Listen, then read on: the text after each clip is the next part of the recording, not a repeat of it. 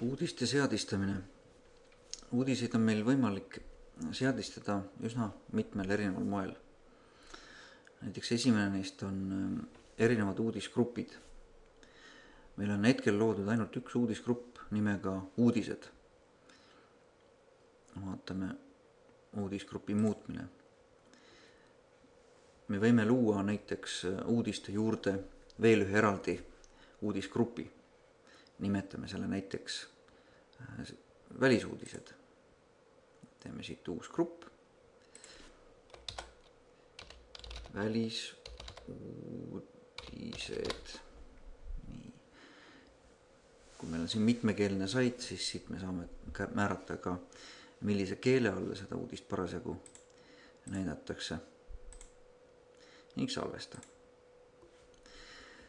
Nüüd oleks meil mõistlik üle kontrollida õigused, kelle seda uudisgruppi näidatakse. Klikime määra õigused. Kui me soovime, et see uudiskrivi, tähendab kõik uudised, mis oleksid selle uudisgrupi alla sisestatud, oleksid nähtavad avalikult internetis, tuleb panna külalistele vaata õigus. Aga kui meil on mõeldud uudiseid teatud kinnistele rühmadele, näiteks klientidele, kellel on sisse logimisõigus või ainult konkreetsetele kasutajatele, siis saame siit eraldi neid õigusi määrata. Antud juhul siis avalikult internetis vaatamisõigus, salvesta. Nüüd võiks meil juba siin ilmuda. Ja ongi. Tekkisid meil välisuudised. Antud juhul ühtegi uudist meil ei ole siin.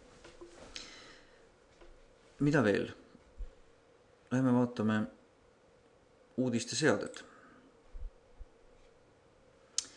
Pealehel olevad uudised. Siin näitab number seda, et kui palju uudiseid siin kuvatakse.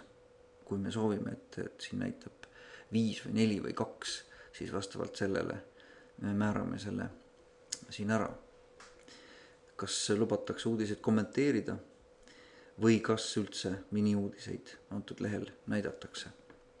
Näiteks kui me siit nüüd linnukese ära võtame, siis kaob meil siit vasakult poolt miniuudised täiesti ära.